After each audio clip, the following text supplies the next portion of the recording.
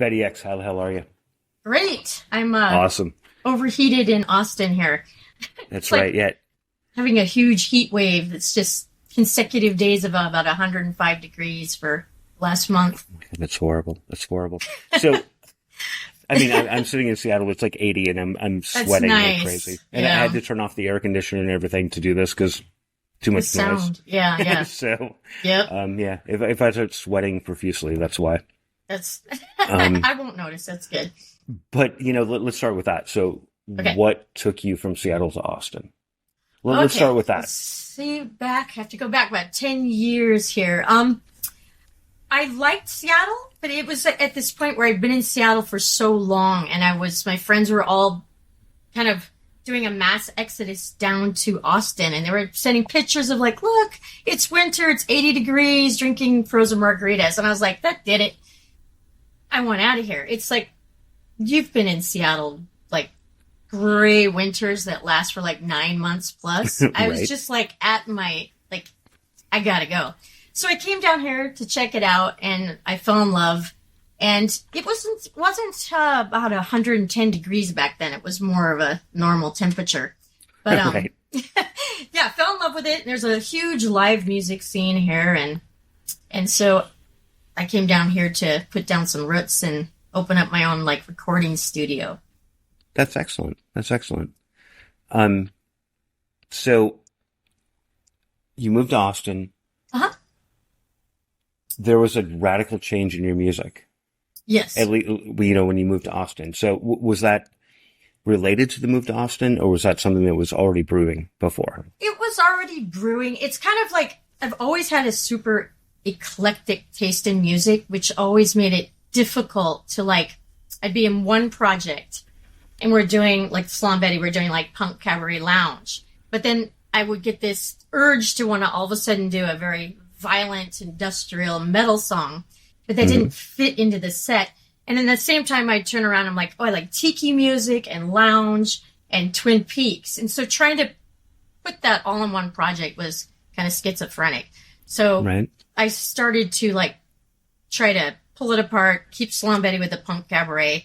And when I came down to Austin 10 years ago, I was initially interested in doing the industrial metal, but I wasn't finding the right musicians at first. I mean, went through a lot, including Krista Hillhouse from Four Non Blondes.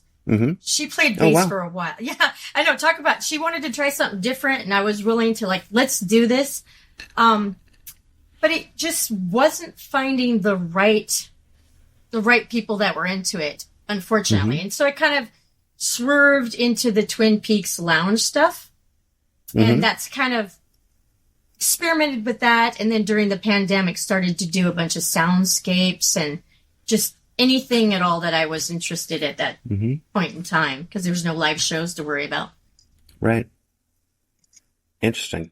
So you released, what is it? I'm sorry. Now I forget. I know. Black Fire. Black Fire. It's Yeah, like that's Black it. Flag. No, running. Yeah. Black Right. Fire. That was started pre-pandemic. It started with, when we moved to where we are now and started to build our studio. There was a series of Eclipse, and I started to write that song on the Eclipse. I want to say 2017. So I started working on these little soundscapes that I thought would be nice to have, like, you could meditate to or do yoga to. But something that's very calming to me, I found out, is very disturbing to other people. But I thought, Right. oh, the apocalypse, this is really great meditation music. So I started working on that and then started releasing it during the pandemic, like these little one-offs, these little singles. We're trying to figure out, where can we fit this? And thought, I'll just do a bunch of little one-offs on Bandcamp Fridays and put it up on Spotify. Okay. So let's back up just a little bit. So Sure. how did you start in Seattle? Like, what was the impetus? Like, what started Slom Betty? Okay, Slom Betty started in Prague, so I'll go back a little bit further. Okay, perfect. When I started Cornish, I was a fine arts student, and I branched off into, basically was, what what is the word I'm trying to say? Accepted. There we go. I was accepted into Cornish at 16. And then so when I started, I went into the fine arts program. And I wanted to expand that, like painting and video were my majors. But I'm like, I want to do performance arts. So I went and asked if I could make a customized program. Like, would I be allowed to get a degree in this? And they gave me a green light. So I took theater, jazz vocals, makeup artistry, all this stuff that you would use to do a performance. And I met John Cage, who's no longer, but he was like 90. I want to say 1990 was his last year that he came to Cornish to do a workshop. Like it was, if it's not 90, it's very close. And he was the godfather of avant-garde and industrial music, basically. So he's this cool little old Buddhist man that's so sweet and so nice. And I approached him and I said, with this awful music, this awful stuff I wrote on a keyboard and stuff. And I said, this is what I want to do. I want to do stuff kind of like Laurie Anderson and like spoken word with some keyboard. And he gave me advice. He's like, just keep doing it and don't let anyone tell you to, to stop, because it wasn't traditional. It did not fit in with anything anyone at Cornish was doing. But so when I found him, I was like, good, someone strange that understands this. I'm like a 9-year-old man. I'm like, it figures. I'm so fucking weird that my peers are like, what are you fucking talking about? And I'm like talking to him. I'm like, I found it. But he's like, anything could be music. Anything could be sound, including silence. And I was blown away by that. And so he's like, keep going, keep doing this. And I was super shy. He gave me that seed of like, you're shy now, but don't worry, you're very young. Just keep going. And so when I was taking improv and theater classes, I ran into super extroverted theater people. And I was like, I am so nervous. I'm shaking in the corner, but it pulled me out of my shell. And one of those people is Brendan Fraser. He went off to be the Encino Man and the Mummy, but he was so sweet. And he was always encouraging me to like push the envelope, and he was into Dada, and he's like, let's do this weird theater piece. And I'm like, okay, let's stay up 24 hours, drink lots of caffeine and like make up stuff and then videotape us as we're getting more delirious. And so I was trying to bring Dada, like experiment all these things in Seattle and try to find other weirdos into it.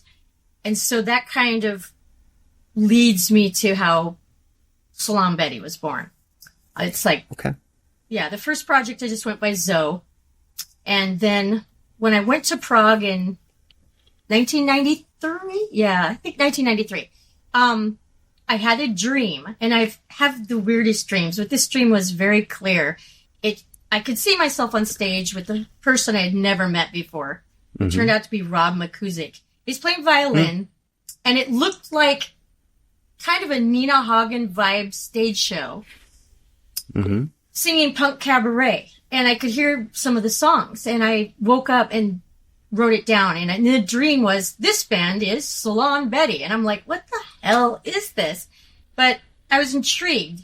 So when I went back to Seattle, I bumped into Rob, and I said, in my dream, you played violin. Is this correct? And he's like, yes. I was like, okay, it's a sign. I had no clue. Interesting. I had no clue. And so that was the moment of, let's work together. Let's try this out. That's incredible. I've got a couple of things to say about that. One is that my neighbor across the hall was up until very recently a professor at Cornish. Nice. She's awesome. Actually, I'll share her info with you. You'll love it. I wonder if I know her. I'll be like, probably. Like, Seattle is so small, as you know. Yeah, it is. And the other one is, I swear in my memory, Salon Betty was way earlier than the mid-90s or early 90s. Like, I remember it earlier. And that's the weird thing about age is like, I'm like, I mean, anything from like 90 to like 95, 96, 97 is all the same to me.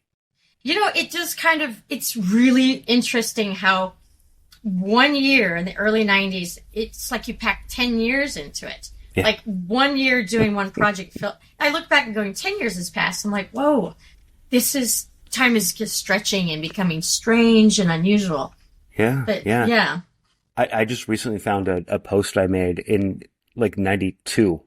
So pre like really popular internet. And it was, I was going to say, that's the pre-internet. I mean, I'm a tech guy. So, like I was always into that stuff, but it was like, very cool.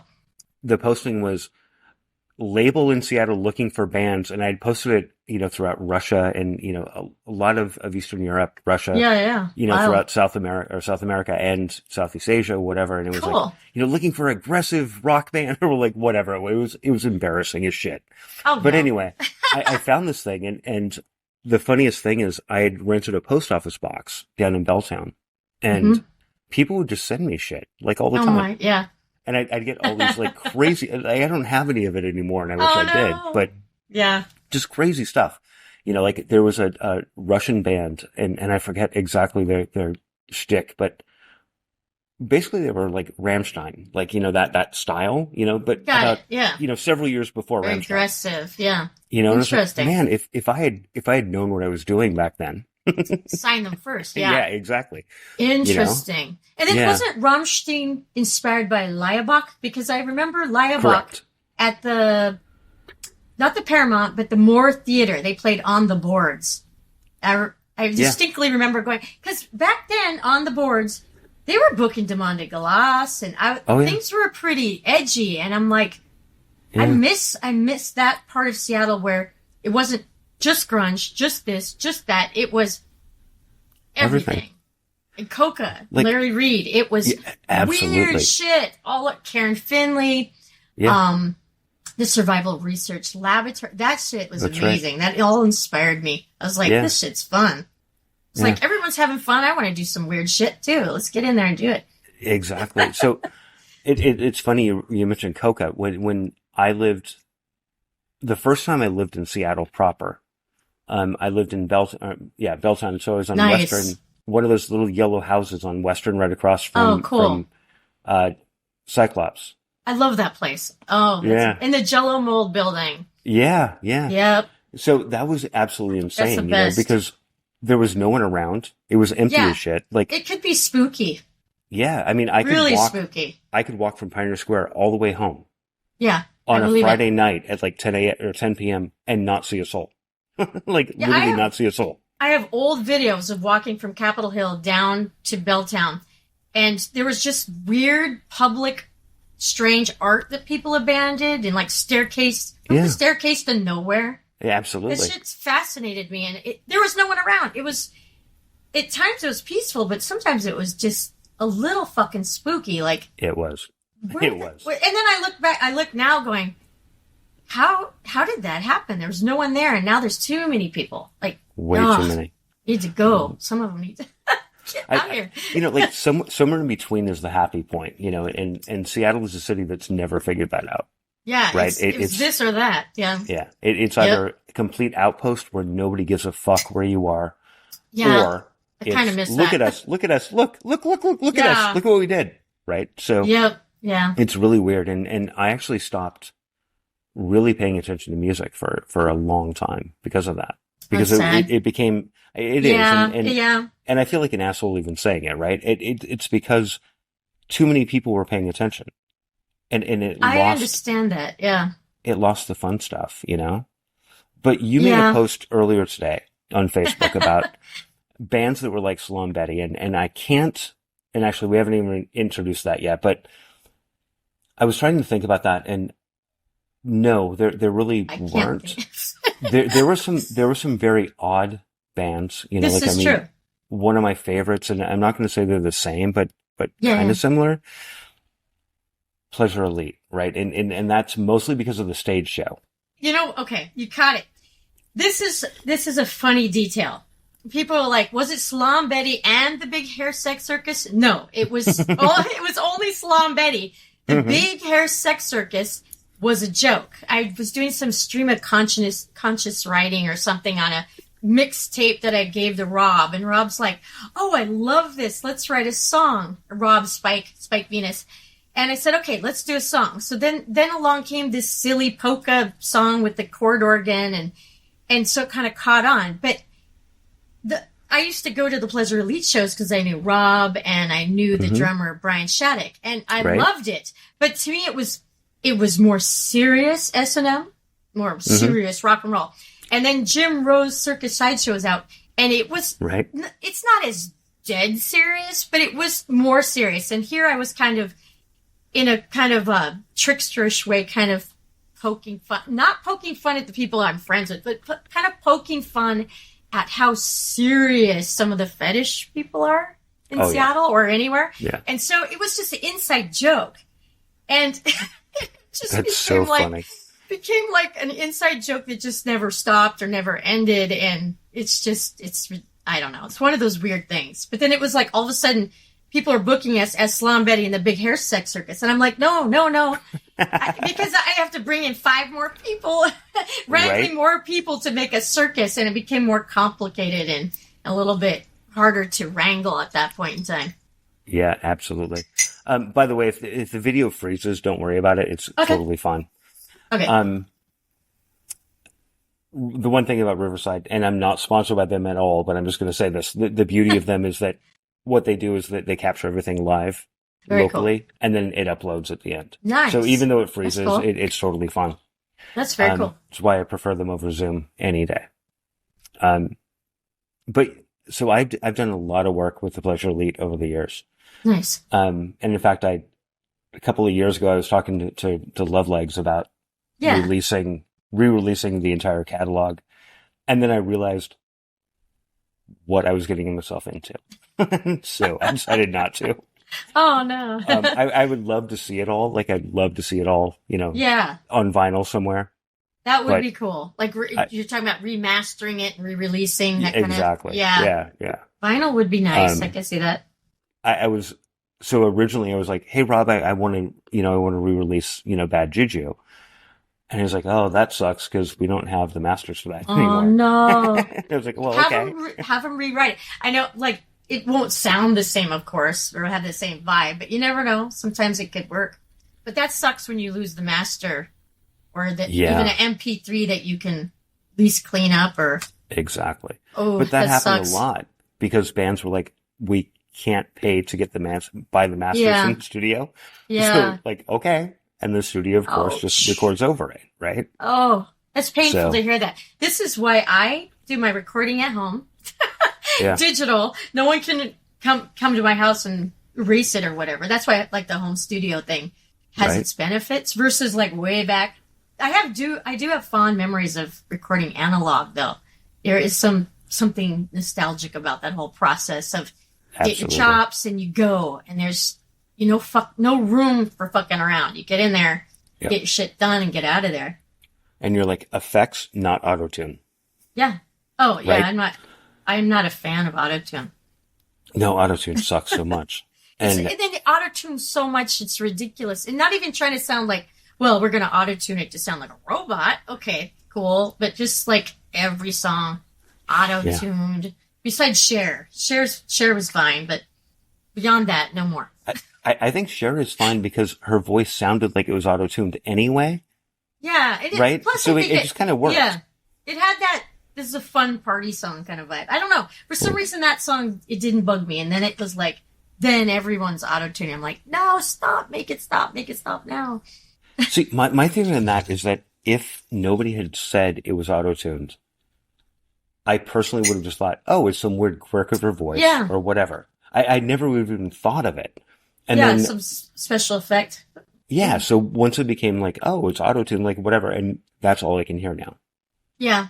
Right. So it knowing that completely ruined my, and granted, it's not the best song in the world, but it's not terrible.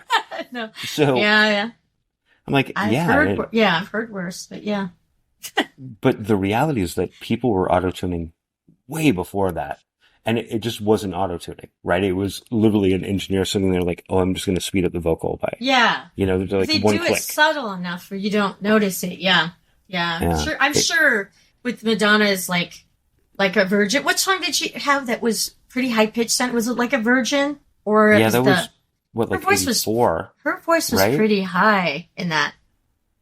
Yeah, and that was Like, 80, 84-ish, right? yeah. Unless her Something like voice that. was that high back then, it seemed extra. Holiday. I think Yes. Holiday, it was pretty high in that one. I remember going, well, damn, she's like a chipmunk. Madonna, exactly. Madonna's been the master of, I am not that old, right? Like that kind of Yeah. thing. I'm not that old. Like, it doesn't Yeah. matter what, it could be 20 or 30 or 50 Yeah. or whatever. Just like, I'm not that old. I'm always going to be a decade younger, right? Yep. Yeah. And that's kind of what she is.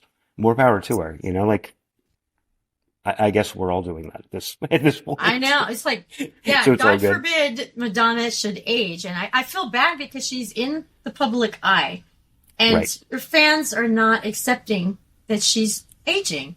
And it's No, they're not. I've seen some comments people are saying, and it's not right. It's like, whether you like Madonna or not, it's some of the things people are saying. It's like, hush, you shouldn't be Right. typing that stuff to people. It's not right. No, Yeah. I totally agree. And, you know, this is a great segue into, you know, one of Yeah. the core topics that I had. And that is, it's something that I don't see so much simply because I'm not part of the demographic, right? Like I Yeah. don't see it. But I have some stories about it. So, and that is sort of an inherent misogyny, you know, within the music industry. Yeah. Yep. Yep. And I'm just going to say one thing, and then I want to hear everything you have to say about it. Okay. And that is, many years ago, I brought an artist on when I thought that I actually could run a record label, which I Okay. couldn't. I thought I could. It's Whatever. not easy. Yeah, it's hard work. No, it sucks. It's a great way to lose money. Yeah. And there was an artist called Jasmine Ash. That was her name, and Okay. she was out of rural Oregon somewhere. And I was running a digital music service at the time. And she submitted her work, and I listened to it Okay. and was like, this is really good. Like, really good. And she was young, like 24, Yeah. Yeah. 25, somewhere in there. Yeah. And I sent it to a friend of mine at Sony, because I actually used to know people. So Yeah. I sent it to him, and he listened and was like, this is great. Okay. It's like, okay, awesome. Like, I want to bring this, you know, I want to bring this person on my roster. Whatever. Yeah. And he's like, how old is she? And I said 25. And he's like, nope, pass. Yeah. Literally pass. Yeah. And I was Because like- of the age. Yeah. Yeah, Yeah. it was insane. But And- you have to keep in mind, back in the 80s, I think Madonna and Cyndi Lauper were like, and Blondie. I think they were 30, 35 with their first Yeah. hits. Yeah. Yeah. Things have changed Exactly right. in that department. Yeah. So, Oh, yeah. I mean, I was floored, and it actually took me a couple Yeah. years to even do anything in music after that. And Yeah. it's not, I have to be careful what I say here. It's not the fact that he said, oh, she's 25, she's over the hill. It was more Got it. of just looking at the whole thing and thinking, it really is an industry built on whatever's going to sell. Right? I mean, Definitely. talent had Absolutely. nothing to do with it. Yeah. No. Yep. Yeah, that's just there's this. What is it? Huntress Thompson said about the big show business. It's like there's dirty dogs. I'm gonna butcher this quote. People are gonna scream. It's okay. There's like dirty dogs in a long hallway or something, and that's the best part of the music industry. Yeah, I totally screwed Right. that up. That's, It's fun. You know what I'm going to do? I'm actually going to edit, which I never do, and I'm going to put the quote. put the Right quote there. in there. But it's like Yeah. basically Huntress Thompson's like, that's the good side. It's filled with thieves and pimps and dogs running wild down the hallway. And that's the best part of the, I think he said TV industry, but the music industry. But Right. yes, back in Seattle, when Slum Betty we were selling sold out shows and doing all this stuff. And I was not 25 quite yet, but I remember when I was doing music and wasn't even 21 yet, and I was told, if you're past a teenager, you're over the hill. Basically, we can't form Wow. you, mold you, control you. But I wasn't interested in being a pop star like Debbie Gibson or something where they would need that kind of handling to create like a Disney pop star. So this was with people in the alternative rock scene, and I thought, wow, that's pretty sinister. And I said, how old do guys age out? They do not age out. And I thought, that's bullshit. So that's when I was like, when I met get some weird pop-up from Facebook or something here. I met Scott Blum of iMusic, and he wanted to do something new. Like, it's a internet record label called iMusic, Internet Music. And he worked with Peter Gabriel in London and did his first interactive website, and it was so beautiful. You would like touch a flower or bug, and little pieces of Peter Gabriel's song would play. And this was in 1995. So I think it was one of the very first interactive websites, and a CD-ROM thing that was inserted in a CD. So Scott Blum was cutting edge on this, and I liked his ideas. He's like, I see Salon Betty being the face of this. You guys are very visual. You're very theatrical. And so I signed with him, and we did the first interactive paper doll that was ever released on the internet. And we did the first Surreal World, Salon Betty Surreal World. We're kind of making fun of MTV's Real World. Right. And so we do these episodical updates. It was really fun, but it was not your normal way of putting out. It wasn't your old fashioned, here's a record deal. You record this and put it in cassette, CD, record, whatever, and then play a bunch of shows and tour. He wanted to go the route of, we put out the music digitally, and you can also, sell it at your shows, but play shows that were broadcast on the internet rather than like, let's take it on a huge tour at first. And so we did that at Moe's, and I want to say it was with Eddie Vedder had not a private radio station, pirate radio station. That's right. And they broadcast it with iMusic, and we did it, and then Sky Crazy Mary. And I think Sky Crazy Mary was first, and we were second. They were. But it was history in the making. Yeah. And so we went that route. I was very interested in what, the internet's going to take off. And I had a few musicians who are like, the internet is a fad. They were older. The internet is a fad. It's going away. No one's going to buy a goddamn MP3. Well, that comes later. But nobody's going to buy this digital shit. And it's, he has a point. Some people are more old school. But I saw it as an opportunity of, your music could be, instead of just the 500 people at your show, it's broadcasting out to thousands, millions, whoever wants to check it out. And so I was sold. I'm like, I want to do this. So we just kind of leapfrogged out of the, Seattle's a small, the word keeps coming up, bubble. Like Steve said, bubble. He's right. I've always called it too. It's a bubble. And it was kind of like, well, we're too gay and too weird for Sub Pop. They had no problem that some of us, all of us were gay, but they were worried that the grunge clientele were kind of homophobic and they'd have a problem with it. And so true. He's like, you could tone it down. And I'm like, no, I don't think we're going to tone it down. Cause I was trying to imagine the goofy music we were making with polkas, dressed in a t-shirt and jeans and no makeup, no wigs. It seemed kind of weird to me. Like, we would have to completely rewrite music. So to me, this isn't gonna work. I mean, we didn't fit in with the grunge look, and there was no other females. I think Dickless and there's another one. The Cows. Actually, they were not. Oh, okay. But they were Sick and part Wrong. of. Yeah. Okay. Okay, that's the only two that I'm aware of. There might be others that I somehow missed, but I do remember going, you don't have enough girls or women on your label. And he's like, well, this is just what sells. And I said, well, how can something not, if you don't give a chance to put more women on the label to see if it sells, So that was it bummed me out of feeling part of Seattle, but excluded at the same time because we were just too damn weird. But the alternatives were I didn't feel like, hey, we got to rewrite all music, make power ballads. I just felt like at that moment in my life, I just was not interested in making very serious music. I needed escapism for how kind of depressing Seattle kind of felt to me at that time. Yeah, absolutely. It's like that heroin thing. And I'm like, I need to escape this. Right. A couple of things on that. Number one, I'm lucky in that opiates are not something that I glom to. Yeah. Right. I never did. Yeah. So I managed to live the majority of my, younger years in Seattle without even really encountering it. Like, I mean, I certainly had people around me who were doing it. Yeah.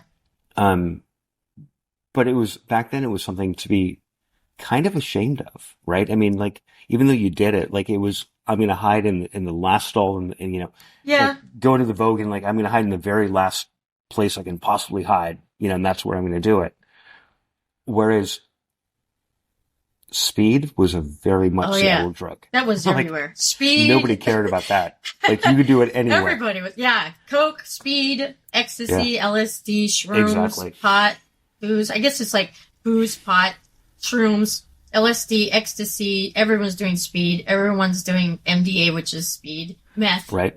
And then, but unfortunately, I knew people that were doing heroin and lost a few friends that way. It just, to me, I don't have a thing for needles. So I'm sitting backstage with friends hanging out at the off ramp, and Lane is like shooting up right next to me. He's offering me, and I'm like, no. And I'm about ready to faint. No shit. I'm like going, oh. And Eddie Vedder's like, come sit over here next to me. I'll protect you. He knew I was like ready to like go, just fall over. Cause I'm like, nope, I see blood and I'm about ready to, and he's like, go to the hash to the bash, or bash after the hash, or no, hash after the bash. There we go. Hash after the bash, yeah. Yeah. So it's like, my fear of needles saved me from it. Cause I asked him, I said, why do you like this drug so much? And he says the best fucking thing he's ever experienced. And I'm like, without a doubt. And I said, that's my reason I'm getting up and I'm walking away. Cause if it's like heaven, I don't want to try it.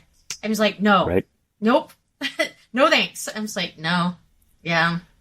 It's terrifying. And it's funny, like you mentioned, Eddie Vedder, and he's somebody who's very easy to hate, right? Like he's got that thing where I get why people dislike him, right? But I also get why people love him, right? He's like this weird figure. And well, hold on. I've had this like weird love-hate with him for a long, long time. Okay. And I was never a giant Pearl Jam fan. And again, it's stupid reasons. It's more of like, well, Mother Love Bone would have been so much better, like, I mean, the stupid shit, right? I see, yeah. But what happened is a couple of years ago, 6 or 7 years ago, I guess, when Eddie Spaghetti from Super Suckers had his throat cancer. And oh shit! They played a show in Seattle at the Tractor, and it was like, "Hey, I love the Super Suckers. I've seen them, probably 100 times. Whatever. So I'm gonna go." And went to the show, and it was kind of emotional because Eddie's talking about. Actually, he didn't talk about anything. I'm sorry. Other people talked about his throat cancer. Right? He's very low key, and he actually one of the best interviews I had was with him. Because he's just very like down to earth sort of person. But anyway, so they started bringing out like special guests, right? And Eddie Vedder came out and they did, oh my God, it's a Ramones song and now I can't think of what the hell it was. But anyway, it was incredible, right? So it's like, he had no reason to be there. There was no reason for him to be there other than like, hey, I want to support, that's cool. A fellow musician or whatever. Mm-hmm. And he did his thing, and he was very cordial, to everyone. That's cool. And and then he left, and I got a different view of him. Yeah. Through that. Got it. Yeah. My opinion of him, it's like since I worked and lived on Broadway and was around all these characters all the time, I just thought he was like he was kind of protective, like a cool older brother vibe, like. I knew him before he was this rock star, or knew of him, like, go to the Comet, hang out with these people. I always thought he was down to earth, and he's always like, yeah, don't take drugs from that guy. I was like, thank you. Heads up. Like, oh, don't drink beer from that guy at the Comet and grab it and move it away from me very quickly. So seeing people, like, if you've never met them and just seeing them musically, it can be very different than when you just meet them, like, as, like, just a person, like, met Kurt, and he was just, he was at the gas station. He was helping me with my gas, and he'd come to the Cramp, and I would hold Doc Martens for him and stuff like that. So it's like when he's on the front cover Spin, I remember going like this, going, "Oh, this is so fucking weird." Right. And he's like, shut up about it already. I'm like, look, he's weird. And he's like, it is weird. And he seemed like he was having kind of a panic attack about it. And I was like, oh shit. Yeah. It was just like, oh fuck. I was like, aren't you excited? No, oh fuck. And I was like, oh no. Yeah, he did not want to be there. Like, I only have one Kurt story, and it's actually funny, and it's very short. But in the very, very, very early 90s, I worked at Ralph's. Remember Ralph's on 4th and Lenora? The grocery store? Yeah, yeah. Yeah. So what we used to do is we'd work, and then we'd go outside, and they had that little patio out front, and we'd like sit and drink beers, as we closed down. So one night we're out there, we're having our beers, and I worked with a really young crew. Like, I was young too. I was like, 23 or 24, yeah. So 23, whatever. But I worked with a lot of like 17, 18-year-olds, whatever. Got it. And don't tell anybody, but I used to buy them beer. So we'd all go sit outside, and drink beer, as we closed down the store. Yeah, yeah. And so one night we're out there, having our beers, having a couple smokes, whatever. And these three guys walk up right up against the little railing, on the sidewalk. And I was kind of out of it. I wasn't really paying attention. Yeah. And they said, "Hey, is there anywhere to get any good music around here?" And I looked up and it was like, holy fuck, that's Chris and Kurt and whatever. And I just said, there's no good fucking music in Seattle, man. And they fucking howled. They thought that was the funniest thing ever. That's perfect. Didn't say anything, other than that, and they just turned around and like, ha, ha, ha, and walked away. Yep. And so, the young guys I was working with are like, who the fuck were those guys? I was like, never mind. It's like, you'll probably find out in a little bit, but, whatever. You'll find out soon, and you'll go, what? Yeah. Yeah. That's too funny. That was great, because, of course, we were right across from Bad Animals, so, I'd get... there we go, yeah. Joe Walsh, who actually lived right around the corner at the time. Right. So I think Joe Walsh still lives in Seattle, or I don't even know if he's still alive, to be honest. But anyway, what was it? The recording studio? Yeah, the Bad Animals. Got it. Bad Animals. Yeah. That's right. So like when Alice in Chains. Yeah, exactly. And when Alice in Chains, I think Jar of Flies was recorded there, like whatever. Nice. So we'd always have these weird people like come in, and the majority of people who worked there had no idea who the fuck they were. That's perfect. Like, oh yeah, that's fun. John Goodmanson would come in all the time, right? And he was just a kid. I mean, he was a little kid. Like, he seemed way younger than I am. Mm-hmm. Even though I think he's actually older than I am. But he always seemed like a little kid. And be like, I remember one time he came in and was like, yeah, I'm being flown out to record the new Rush album.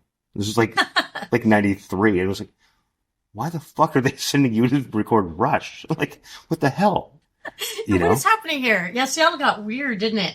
It's like there's really weird. A bunch of weird. What was kind of cool about the whole thing is the rock stars were down to earth, non-pretentious, but it was the people that started to move to Seattle that weren't the rock stars. Oh boy, they were pretentious. So it was kind of like people were like, "Oh, wasn't Chris Cornell a pretentious asshole?" Tell me. I went, "No, he's sweet." He used to stand in line behind him, like at the Frontier Room or the Vogue, and he'd turn around and goes, buy me a beer. It's like super sweet. I was like, I love these people. They're great. It makes me proud to be from Seattle. Like, I'm absolutely proud that these people weren't stuck up snobs. They had all the talent. They could have if they wanted to, but they're just, I think it's a coastal thing, or at least a larger city coastal thing, because New York is very much that way. Like when I lived in Manhattan, my not neighbor, but a block and a half away was Jerry Seinfeld, right? So I would see him at a bowling alley. This little shitty bowling alley that was like, 2 stories up, like whatever. And nobody cared. Nobody cared at all. That's the perfect part of it all. Yeah. And it's easier to talk to people, like talk about music, talk about whatever, anything, without feeling like walking up to someone and feel like an asshole or something. Like, it's inappropriate. Like, don't approach me. I'm like, oh, good Lord. It didn't have that vibe, and I miss it. There's still pockets of it. But, there was some, what do you call them, carpetbaggers. People would move in saying, we're from Seattle, to like get on the hype bandwagon, and their band wasn't started there. They weren't born there. They've just, repackaged themselves for the record label or something. I think people thought that about, I want to say the band Candlebox. I have nothing against them, but people freaked out about that. Right. They're like, what? The band that comes to my mind, and it's weird because it's a band I haven't thought about in decades, Rorschach Test. Oh, yeah. When they moved to Seattle, it's suddenly like, oh, we're a Seattle band. I'm like, no, you're not. You're from Denver. And I like them a lot. And I saw them many, many, many times. I'm like, you sound exactly like you're ripping off Ministry. Like, you sound like you listened to Land of Rape and Honey and did it over and over and over again until you created an album. And when I'd say that to people, they'd be like, you're being elitist. And I'm like, I'm not. They literally sound like they listened to Ministry over and over and over again and created an album. But you're allowed to be elitist. I know. You're allowed to have that opinion, though. But yeah, I remember Rorschach Test. I did not know they're from Denver. That's to see I learned something new. Yeah. But interesting. Yeah, I mean, they kind of followed on. And I think what they were doing is they were thinking, hey, if this, quote, grunge, which... Yeah. To be honest, I don't remember calling it that then. I don't remember anybody calling it that then, but apparently they did. And I think what happened is a lot of bands were like, hey, if that music can make it in Seattle, then why not? Anybody can, right? So fuck it. And there were a bunch of people. It does seem like, realistically, it seems like if grunge is catching on in Seattle and doing really well, it's a mixture of punk and metal, and it's dirty, grimy, and aggressive, that logically that industrial metal would have went like that. But for some reason, I didn't see that happen. No. But if you go to Chicago, they'd book those bands together, no problem. And I always wondered why Seattle developed, like there was a schism, like Sky Crazy Mary's first album is incredible. Industrial. Yeah. It's incredible. It's incredible. But if I had to try to come up with a genre for it, it had tribal, some industrial, goth elements, but it stood out to me, and I was like, I was like, this is amazing. But I noticed that as bands were becoming more popular, he moved away from the edgy industrial thing and did more of the more shoegazy psychedelia. I thought it was weird that industrial bands were kind of getting pushed to the side, because I like both styles of music. I just was like, hey, why aren't the bands weird stuff being booked all together? And they're like, no, it needs to be more uniform. And I was like, well, that's no fun. But and I'm wondering if it has to do with some of the booking agents. They just didn't like that kind of music. So they were like, focused on that. That could be. There was people forget that Seattle was very much a metal town. Oh, yeah. For a long time. I mean, like, Seattle was butt rock. Metal. Yeah, I mean, butt rock. Yeah. So many great bands came in, Sanctuary and Metal Church and Queensryche. Oh, yeah, Metal Church. It was a total metal band or a metal. Yeah. And then the guy from, I'm gonna blank on his name. Two guys that are metalheads that were from Seattle that moved to LA and became famous. Besides the guy Guns N' Roses. So Duff. Oh my God, it's going to drive me crazy. What's funny is I think I know what you were talking about, but I also can't think of the name. It's it's like a huge band. Oh my God. Take Me Down. Take Me Down. Boom. Right there. And he was super, super goth and with his look. And then he kind of went more butt rock. And then he moved down to LA. And it was funny because, it was such a metal vibe that he had going on, goth metal. And then the other guy that was, he lives up in Seattle, or he did for a while. Why, for the love of God, this is like a huge band. And the fact that I can't remember it is just insane. Well, it'll come back to me. But it's insanity. Why can't I remember it? So while you're thinking about that, let's talk a little bit about influences, right? Okay. So this is going to be a great segue into the next topic, which is, sure, Invisible Records, Pigface and, Martin Atkins and Al and all that good stuff. Yeah. Influentially, like as you were, coming up in, the early 90s, whatnot, Mm-hmm. What were you really into? Like, what were your influences?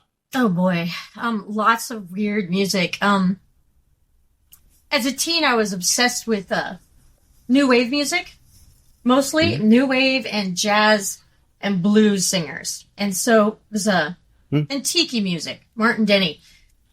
I wasn't really into goth music at all. I mean, The Cure, Susie Sue, but I don't know if Robert Smith is goth particular. He says he's not, but whatever.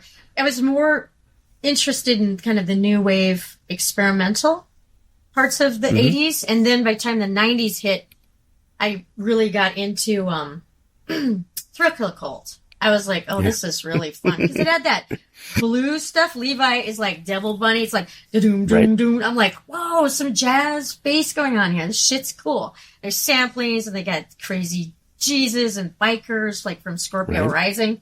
I was like, okay, this shit's cool.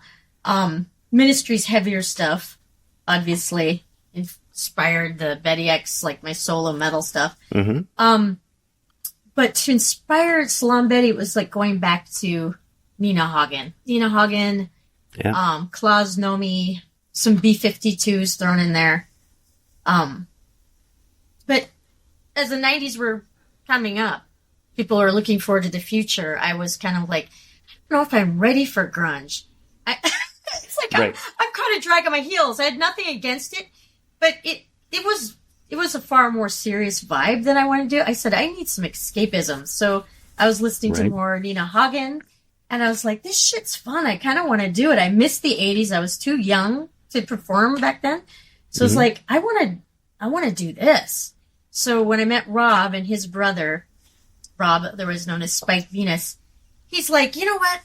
I'm in a goth band right now, and I'm bored. I'm so bored I could cry. He goes, they're very serious people. I can't do this anymore. And I said, I want to have fun, and I want to get crazy. And so we just decided this band is going to be based on some escapism and some 80s elements. So back up. Rob is Hate, right? Oh, no. Rob McCusick is Spike. Oh, sorry. I'm totally wrong. It's okay. Rob is Spike Venus, and he's the violin player for Salon Betty. He also plays keyboard. Okay.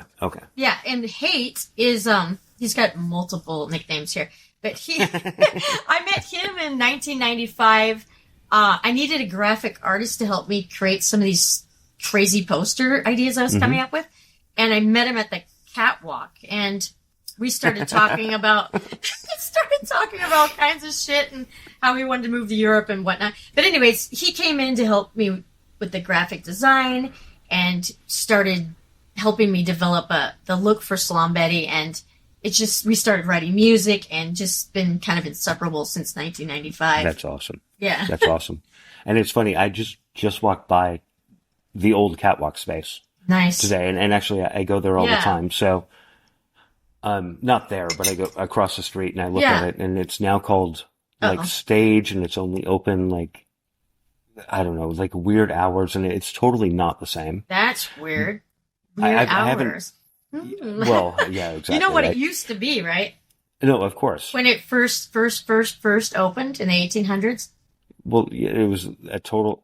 It was probably a brothel, I would imagine. And it was owned by Trump's father. Except that's not right, and I'll tell you sure? why. Because I'm in the middle. I thought that was right. Hold on, I'm in the middle of writing a book about the history of Seattle at Pioneer Square. I thought it was. I was like, oh my god, how creepy and gross. It's not that space. It's the space across the street. You know, the across Second, that space that looks. It's weird. It's like right now it's painted trying to visualize gray, and it's got I'll have to send you a picture of it. But it's if you stand in the corner of Second and Washington and you look kitty corner west. I'm sorry, wait, that's not right. Northeast. Yeah. I'll have to send it to you anyway. Okay. That's the space that he was in. And the only reason I know this is because I spent a ton of time trying to track down exactly where it was. That's good, because I thought it was the same. I was like, oh my god. No, it's close. It's close. But right around the corner from that is the first gay bar on the West Coast. Is it still there? No. They shut that down. Unfortunately, they shut it down about a decade ago. I can't remember the name of it. It was Doubleheader. Doubleheader. That's The it. doubleheader. We'd always go there and get ripped and then head down to the catwalk. I'm surprised more people didn't roll down those catwalk steps and die. Those were dangerous. Man. Not only that, I don't remember exactly when it was, but they also had like, you came down and then you had to go back up again. Oh yeah. It was like what the hell? Really long series and then turn the corner and then go down or up. But it was so freaking steep. It's creepy. See, now you got me questioning myself. Now I have to go look at this again, but I'm almost positive it wasn't there, but there was something there as well.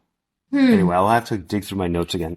Yeah. The history of Seattle is all fucked up, so it is that's why weird stuff. Yeah. I'm actually writing a book simply about like a 3 square block area. Oh, nice. Like where I am. It's all haunted. And that kind of haunted. Yeah, you got that. My building was built in 1903. And it's definitely here. Like you can feel it. Yeah, I can almost feel it. So it's like I saw the exposed brick and I was like, I remembered that underground Seattle smell, like dust and its cold basement. Like it came back to me. I was like, stale beer, cigarettes. Yeah.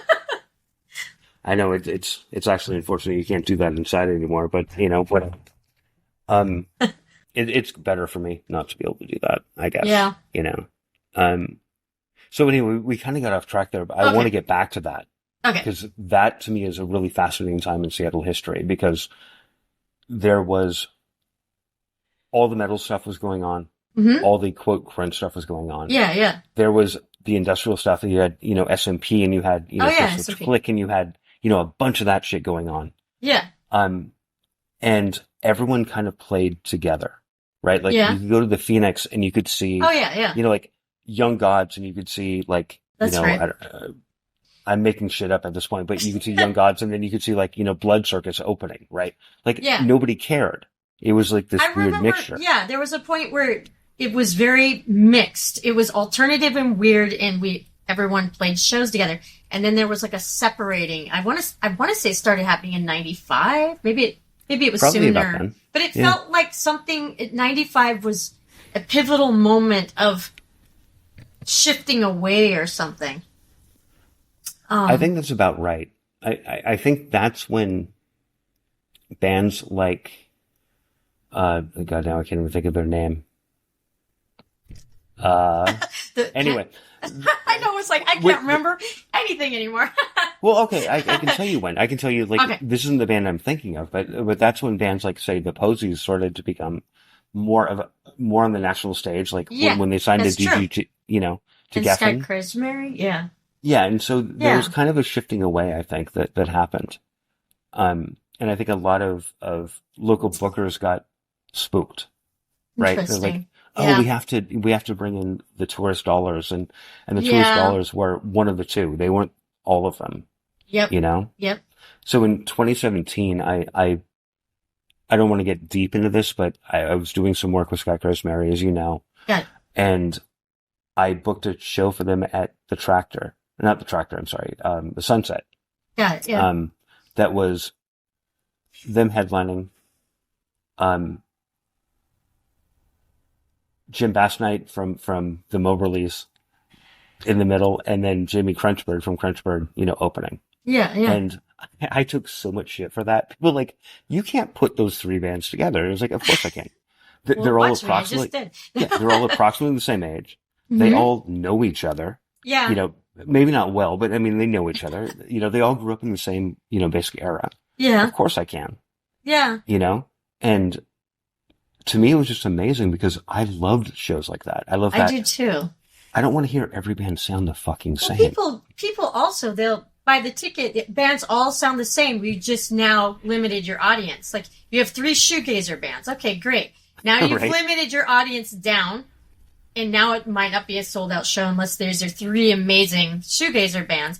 But it's like, then people also, they get kind of tired and they'll go to the bar more and start leaving the what is it? Not the stage room, but where the audience stands. And if you get people kind of leaving and they're getting drunk and not coming back. But to me, if you have bands that are compatible, but they'll bring in 3 different types of draws the market. Absolutely. You can sell the show out and sell it out. Yep. and get people Absolutely. in there. And people will learn. They'll go, I never heard of this opening act. And they'll get into it. But yeah, I always thought it was weird when Seattle bookers, talent buyers, would tell me, because I was young, and they're like, yeah, you're young and you are naive, which is true.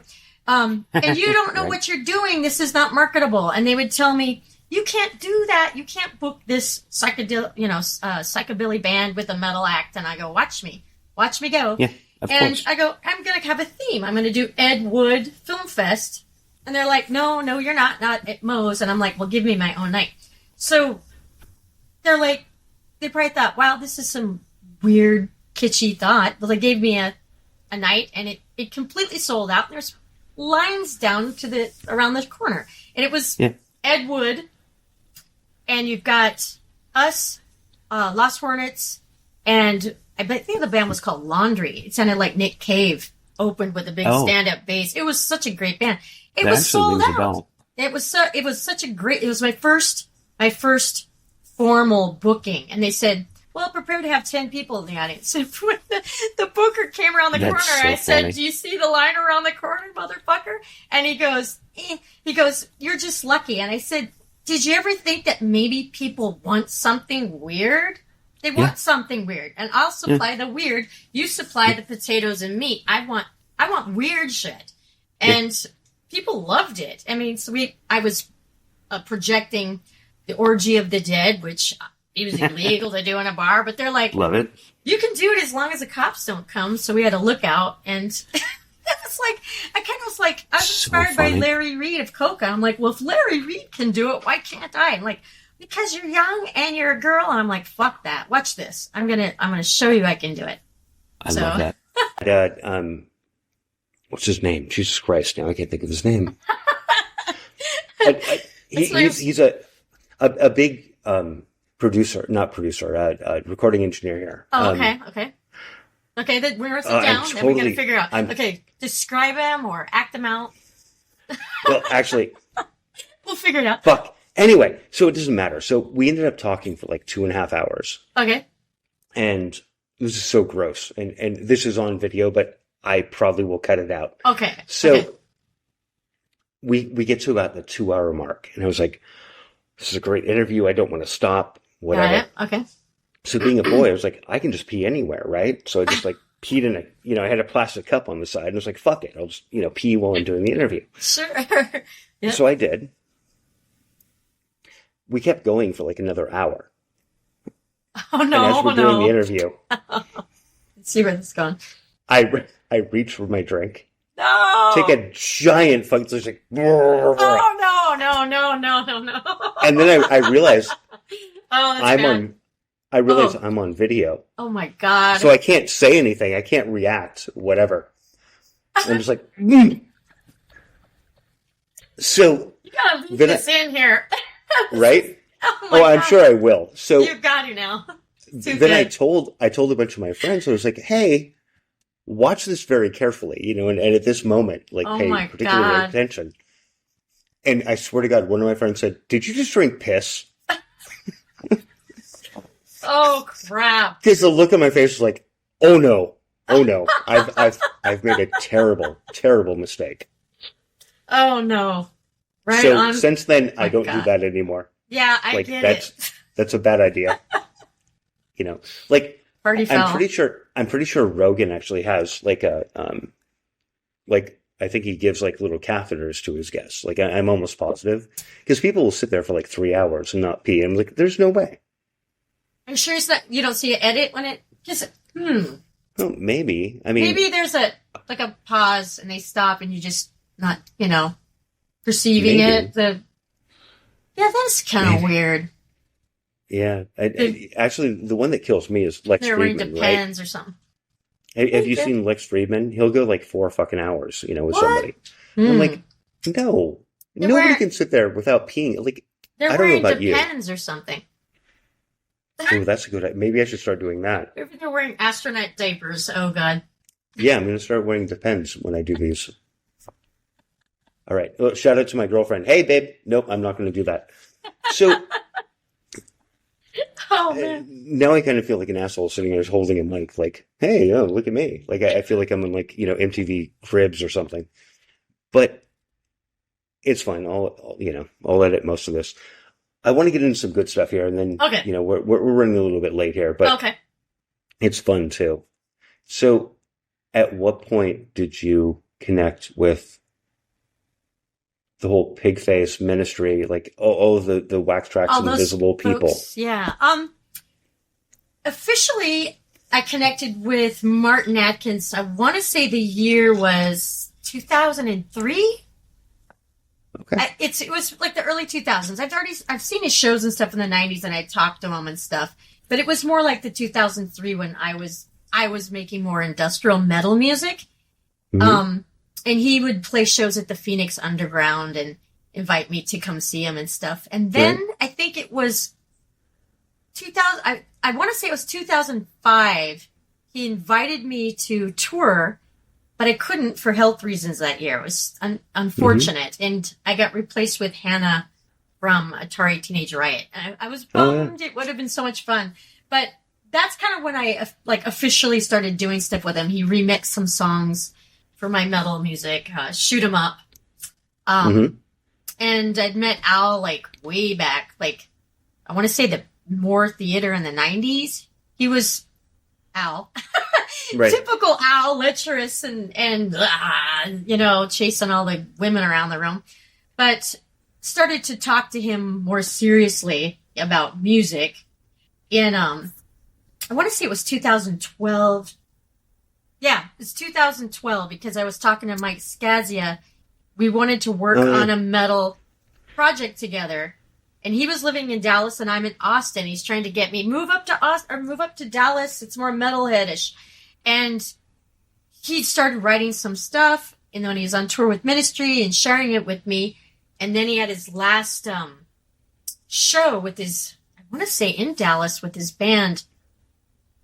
Not Ministry, another band that he was with before Ministry, and I can't think of died. the name either. Yeah. And I'm gonna kick myself on the ass. I know Casey Orr was in the band. So yeah, I can see faces more than the band name, but it was totally shocking. People were like, "You need to go online." I'm like, "What's going on?" And I was like, "Oh Jesus." So that was a big shock. And he was telling me, you need to talk to Al, approach him, and start chatting about music. And we just started chatting on Facebook of all weird places and just kind of took off. It was immediately into about Mothman? And I'm like, yeah. And he's like, call me. And so it's just these marathon conversations about paranormal cryptids that were haunting him. And it segued into writing a song about it. Then we'd send files back and forth. And it was just... it's basically you're putting out weird vibes for other weirdos to pick up. And it was his weird, my weird just kind of worked. And that was right about the time I think that was right about the time he publicly anyway said, I'm going to become sober. Right. And I remember that was a huge struggle. You're right. Yeah. He's like, oh, I only drink, what was that horrible English beer that he loved so much? Fuck. I can see the bottle. I'm trying to think of what we were drinking at his house. Anyway, something Natty Naturals or something. Something along those lines. I don't think it was He's like, I'm not drinking booze anymore. I only drink beer. I'm like, okay. Yeah. Well, good for you. But it was, I think for him, that was a big step in the right direction. But yeah, he was supposed to go into rehab that spring. And yeah, I think it's just a very, life is shifting and trying to sober up from drinking booze. I get it. It's not, it's not easy for him to do that.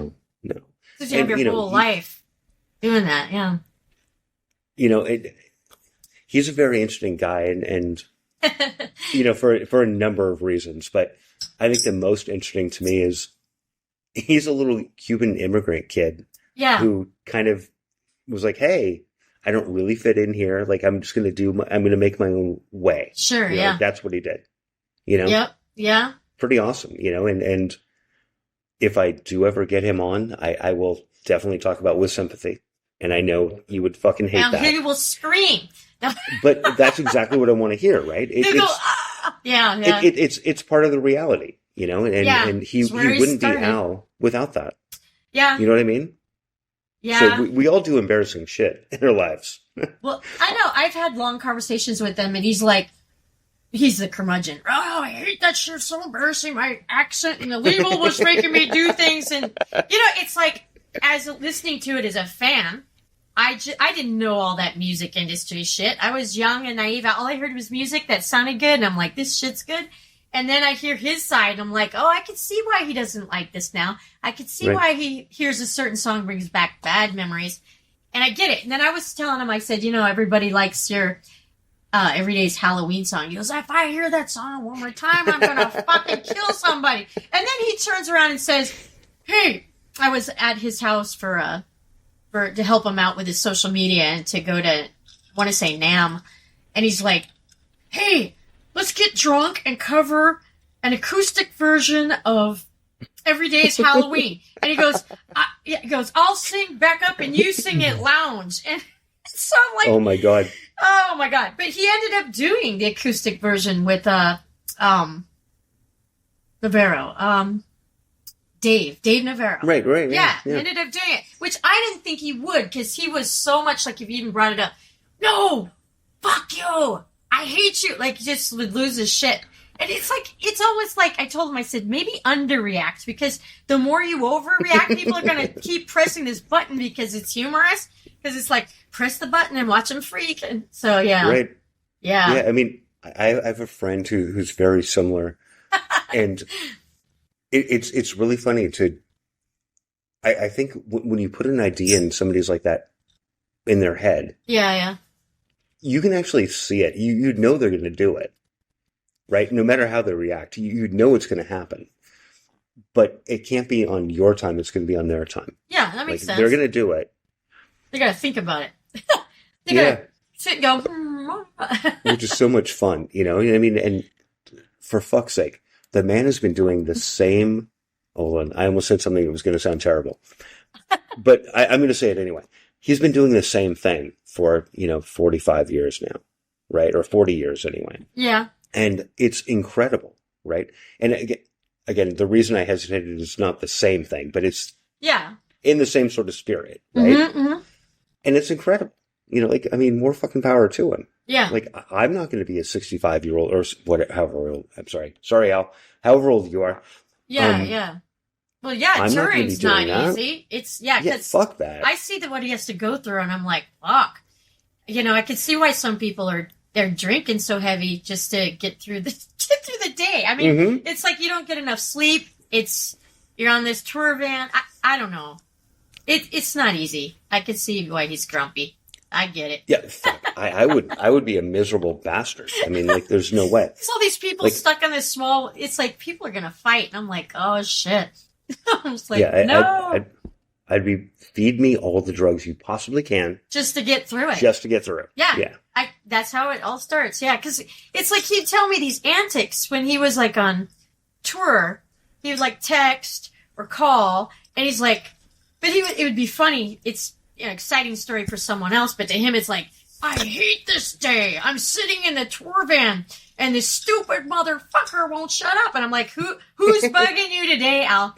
The dude from Queens, right? And I said, does he still have white shoes on? That motherfucker's wearing white. I said, okay, Al. When he uses the restroom, it was at a festival down in Florida.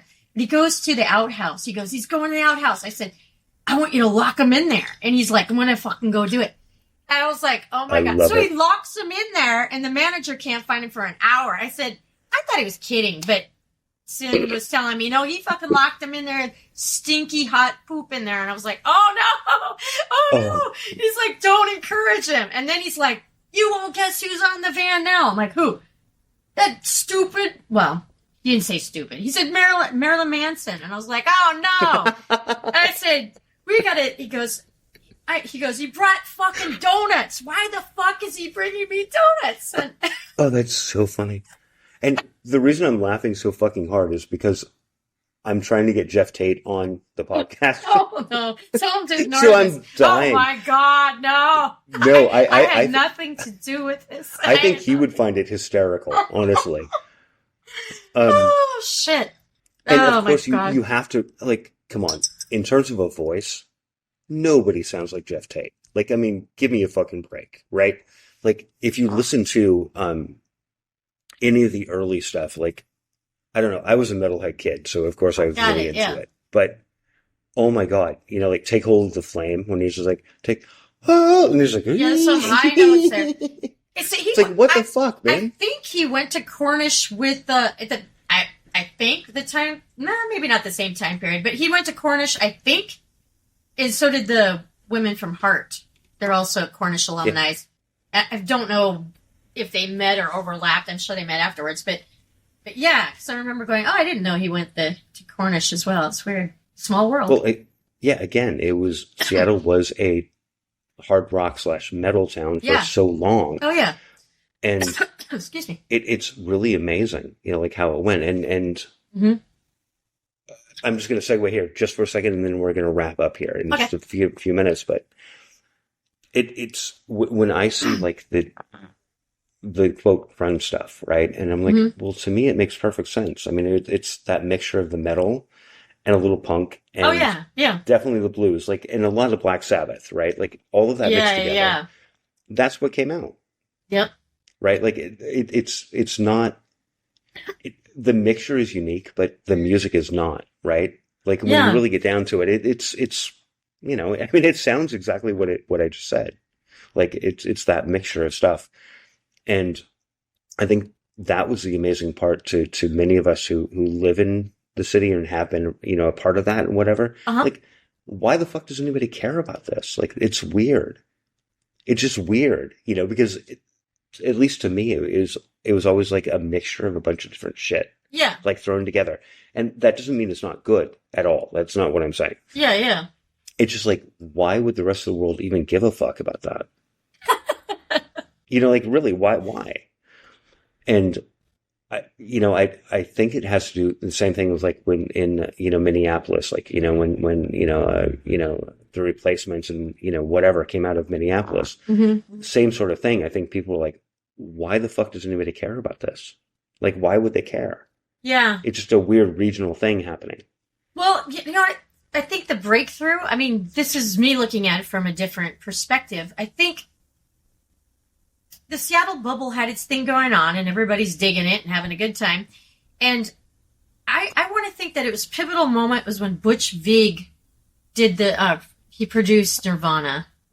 It brought this little pop element to it and just kind of shot Nirvana to fame because it felt there was a very distinct vibe of the early album, Bleach. And then the next album, I believe, was Nevermind. Someone's going to scream at me for not having this right. But to me, it seemed like night and day punk. And then, boom, Butch Vig brought this catchy, hooky pop thing that brought it, I think, more accessible to the mainstream. They're like, hey, this is not just grunge. There's something else going here. That's what I noticed. Things were changing. The production value was phenomenal. Like Butch Vig is just amazing. Amazing drummer, producer. It's just he's a cool cat. He's a very cool dude. Yeah. I'm going to disagree just slightly. I think Bleach was a full-on metal album. Yeah. Oh yeah. Well, there's the different vibe that Butch brought to it, to the Nevermind one versus Bleach. Yeah. Yeah, it's fascinating. You know, and I guess that's the legacy we kind of have to live with, you know, having grown up here, you know, or whatever the fuck it is we did here in our 20s. Survive. We somehow managed to survive. Depends on how old you are. The older folks survived Ted Bundy, and then Generation X survived the Green River Killer. And something just fell over. It's a ghost. Oh yeah, no. I have shit falling over. The ghost is active. I told you I had to like throw everything together like it's last minute. So it's cool though. It's like a poltergeist throwing stuff. But so we managed to survive the Green River Killer, and it, you know, a lot of us didn't survive a lot of things, but it was definitely the 90s in Seattle was definitely a moment in time. It's really hard to, like, if people weren't from there, sometimes it's hard to articulate. It's like no movie really captures it. It's hard to explain. So, all right, this is a great time to start wrapping things up, but I've got a funny story for you that I think you're going to like. Okay. About 6-7 months ago, actually longer than that, about a year ago, right before I broke my hip, because literally I was, a week away from turning 51 and I broke my hip. Like, fuck off. Oh my God. Like, I made it all these years without breaking a single bone, and then it was like, oh, great. Now it's time. Like, everything's expiring. Yeah. Yeah, it was like, fuck off. So, hold on, I totally just forgot. Oh, I'm sorry. So, I got a text from a friend of mine who does a tour of Seattle. Kind of embarrassing, but it's like a grunge tour of Seattle, right? Yeah, no, that's cool. She gets people at Stalking Seattle, and I'll actually like, because Charity is awesome, but it's a little bit embarrassing just having been there. Like, it's embarrassing, like, for whatever reason. So she saw me at the Central one day, and she's like, "Hey, do you want to be a part of this documentary that's being filmed?" And I was like, "Sure, why not?" And then I immediately regretted it. Oh no! Right? So, but I did it anyway. So it was this whole big to do, and it was Tommy Martin's kid, if you remember Bam Bam, right? So his kid, Bam Bam, okay, is a documentary filmmaker who's actually extraordinarily well known. He's done a couple of documentaries and they're great. Yeah. And he wanted to document the Seattle music scene, whatever. Good. And obviously the documentary hasn't come out yet, so I have no idea what they did, but I immediately thought, hey, it's Tommy's son. He's going to focus just on the grunge stuff. And I was embarrassed, like, immediately out of the gate. So I go in and we spent like 4 hours, like, driving around Seattle, like going to just places I would never go to, right? At all. Where would that be? A Bellevue? Just like, no, it's like, oh, this is where, Pearl Jam recorded an album, and this is where, places I could give a flying fuck about. I see. But it's exciting to other people, though, so, yeah. Exactly. Yeah, so, it's cool for them, yeah. I kind of had a bad attitude at first, and, as things went through, I was like, okay, well, it's not about me at all. Like, nobody gives a fuck about me even being here. Actually, kind of forget my point. I think my point has more to do with, like, it was embarrassing, but it shouldn't have been at all, right? Like, I mean, who the fuck cares? I mean, who really cares? And it's sort of this packaging of what Seattle was, or at least like this mythology of what Seattle was. Yeah, right? Yeah. And I think that's where I really took, like, I was like, this is not even remotely, anything that has to do with that whole environment, because the environment was literally nobody gave a fuck. Nobody cared. Generation X, I don't give a fuck. Yeah. Nobody cared. And down to the fact that when in like 93, I think it was, I lived right on Broadway. I was on Broadway and John. I lived there too. The Casa del Rey, if you remember the Casa del Rey. I do. Right across from the Baskin and Robbins. Yeah. I worked right in the Cramp next door. Yeah. So. Oh my God.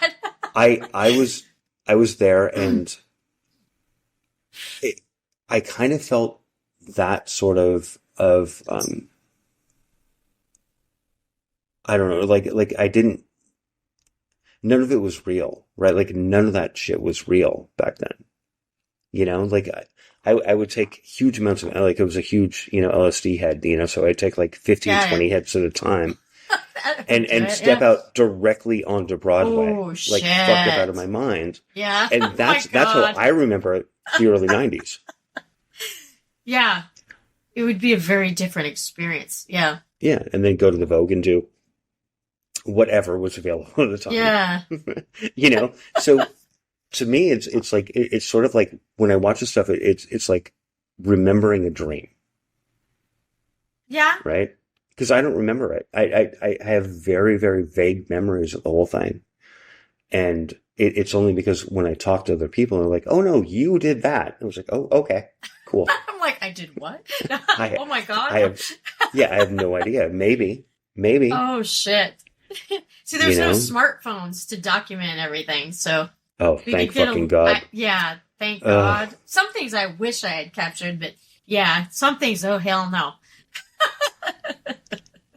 Yeah. Drinking too much, streaking through places, yeah. Be like, what? But it was the 90s, though.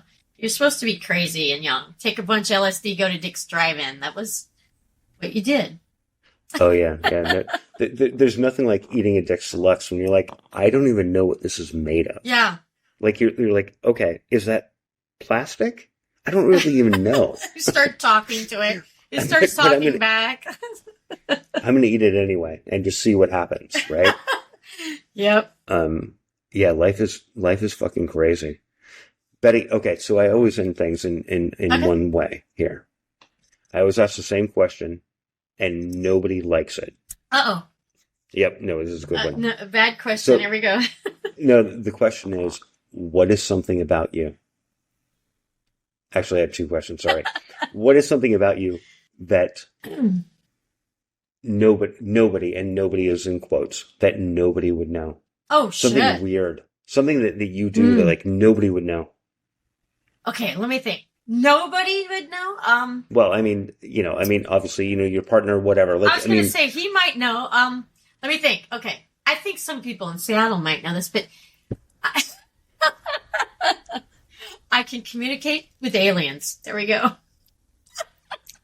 Wow. Okay. We might have to do another one just to get into that. And remote viewing, yes. To be quite honest, you asked it, and I told you. You're not the first person to say something like that, so that's an interesting one. I want to meet that person. Maybe that's who I'm like talking to. We think we're talking to aliens, actually, and we're doing telepathic weirdness with each other. He's a filmmaker. Interesting. From the South. He lives in Seattle, but he's from the South. Interesting. And has done movies about aliens. Really? Actually, yeah. I think the two of you should probably meet. I like aliens. So I'll definitely make that connection. That sounds good. And also, speaking of making connections, I was going to say this before.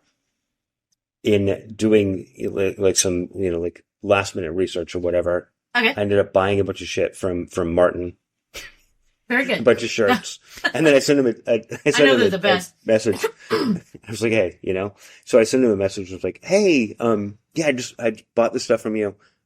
I thought about bringing you on the podcast a long time ago, and I forgot about it. Yeah, do it. No, and I totally forgot about it. And I was like, hey, I've got Betty coming on tonight. And he's like, make sure you say hi to Betty for me. And yes. Good. So he's fun. Yeah, anyway, he says hi. I love Martin. He's awesome. He's completely awesome. He's like super, super positive. He's kind of like I call him my cheerleader. He's like, he cheers people on, and some punk people like fuck you and fuck off, but his is in a loving way. Like, get up and fuck off and do your shit right now. Get the fuck up. And I'm like, I love this guy. Yeah, well, he's British. Like, fuck off is like, yeah, whatever. There's nothing wrong with that. Not all British people are fun like Martin. I have stories about that. That's another day's adventure. Yeah, absolutely. Awesome. And I've totally forgot where we were going with that. So, Betty, with that. Sounds good. Hey, thank you so much. You bet. We'll talk soon. Sounds Cheers. good. Thank you. Bye now. Bye.